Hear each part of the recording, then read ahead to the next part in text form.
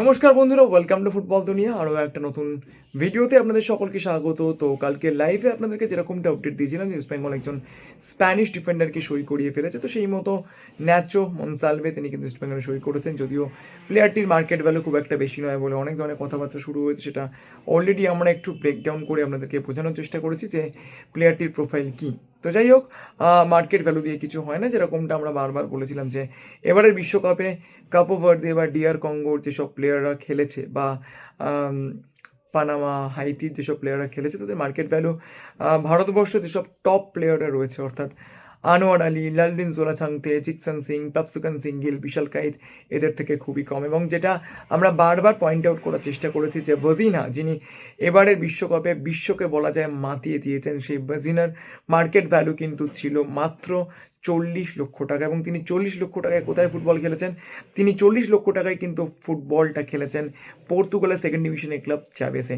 তো অবশ্যই পর্তুগালের সেকেন্ড ডিভিশনের ক্লাব আর ভারতীয় ফুটবলের মধ্যে যে আকাশ আর পাতালের তফাৎ রয়েছে সেটা প্রত্যেকেই জানি। কিন্তু আমরা যদি মার্কেট ভ্যালুটাকে কনসিডার করে দেখি তাহলে আমরা দেখব যে ভজিনার মার্কেট ভ্যালু থেকে আমাদের যারা টপ গোলকিপাররা রয়েছেন অর্থাৎ প্রাপসুকান সিং গিল, বিশাল কাইত, গুরপ্রীত সিং সান্ধু, এদের মার্কেট ভ্যালু অনেক অনেক বেশি। এবং আমরা যদি কোয়ালিটির তুলনা করি তাহলে প্রাপসুকান সিং গিল, বিশাল কাইতের সঙ্গে ভজিনার কোনো তুলনাই হয় না।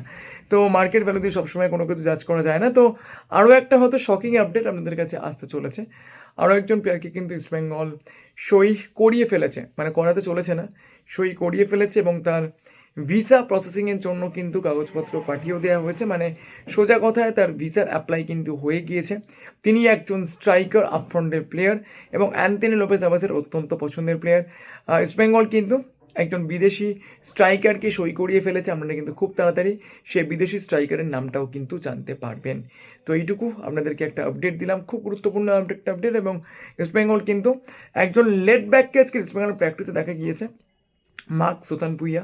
যদিও তিনি কিন্তু ইস্টবেঙ্গলেরই প্লেয়ার ছিলেন, কিন্তু গত মৌসুমে ইস্টবেঙ্গল তাকে ছেড়ে দেয় এবং তারপরে তিনি জামশেদপুর এফসিতে যান এবং জামশেদপুর এফসির তিনি মোটামুটি একটা পারফর্ম কিন্তু ডেলিভার করেছিলেন। তো সেই পারফরমেন্সের উপর বেস করেই হোক না কেন বা যে কোনো কারণেই হোক না কেন, আজকের কিন্তু মার্ক সোতানপুইয়াকে ইস্টবেঙ্গলের প্র্যাকটিসে দেখা গিয়েছে।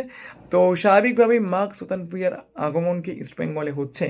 তো এই ব্যাপারটার জন্য হয়তো একটু আমাদেরকে অপেক্ষা করতে হবে, তার কারণ এইরকম কোনো অ্যানাউন্সমেন্ট বা এরকম কোনো খবর কিন্তু সত্যি আমাদের কারোর কাছে ছিল না।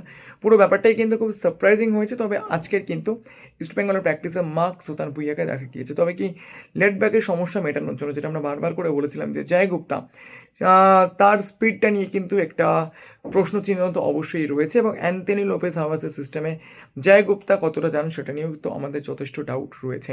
তো সেই ক্ষেত্রে জয় গুপ্তার ব্যাকআপ হিসেবে বা জয় গুপ্তার বদলি হিসেবে কি মার্ক সোতানপুইয়াকে ইস্টবেঙ্গল নেবে, সময় হয়তো এর উত্তর দেবে। তবে কিন্তু যেটা আজকের আপডেট, আজকের কিন্তু ইস্টবেঙ্গলের প্র্যাকটিসে মার্ক সোতানপুইয়াকে দেখা গিয়েছে, এটা কিন্তু নিঃসন্দেহে একটা বড় খবর।